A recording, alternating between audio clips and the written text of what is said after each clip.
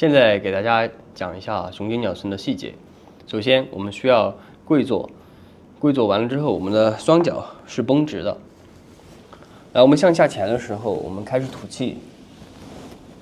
吐到这儿，我们的双臂是一个完全拉伸的动作。到这个时候，我们气就吐完了，同时我们把我们的整个身体重心向前移，我们的膝盖呈直角。我们到这个状态之后是不呼不吸了，已经是持住的状态，就是气已经吐完。然后我们的脚要注意，整个是脚的平面贴着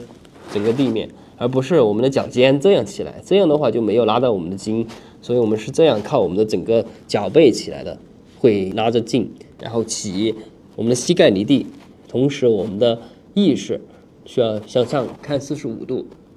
我们的头抬起来，尽量去拉到我们脊柱的筋，把我们的整个劲要用到手掌，然后我们的手肘尽量保持是虚着的一个状态，保持这个动作坚持住，不呼不吸，